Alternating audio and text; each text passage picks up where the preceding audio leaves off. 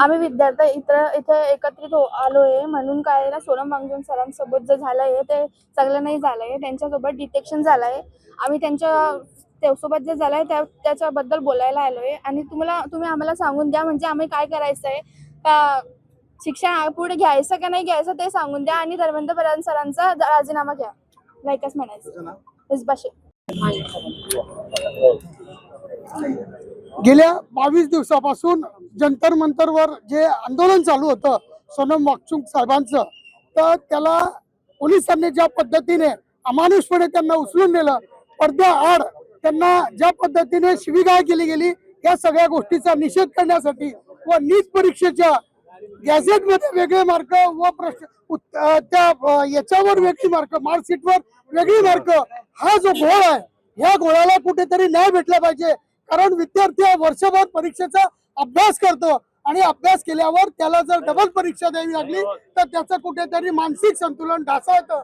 ही कुठेतरी शासनाची चुकी त्या विद्यार्थ्यांना भोगावी लागते आणि त्या विद्यार्थ्यांचं नुकसान होतं, पालकांचं नुकसान होतं आणि विद्यार्थ्यांना जो मानसिक, शारीरिक, आर्थिक छळ होतोय हा कुठेतरी थांबला पाहिजे।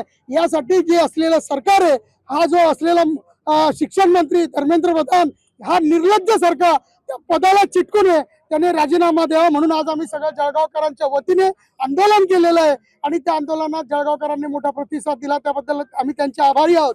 पण यांनी धर्मेंद्र प्रधान यांनी राजीनामा दिला पाहिजे। या निगरगट्ट सरकारला कुठेतरी लाज वाटली पाहिजे की ज्या पद्धतीने विद्यार्थ्यांचं नुकसान होतंय हे बघून सुद्धा ते राजीनामा देत नाही। या गोष्टीचा आम्ही निषेध करतोय।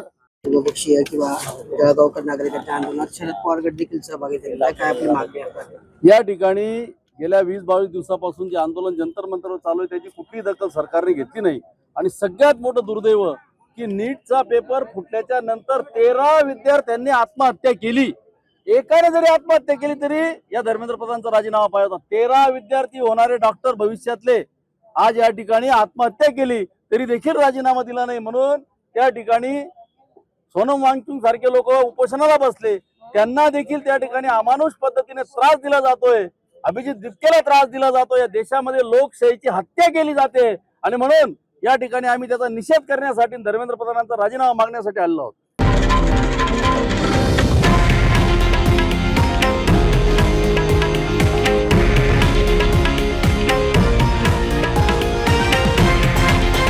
हे आहे देशातील नंबर 1 न्यूज नेटवर्क आणि आपण पाहत आहात TV9 मराठी, एकमेव।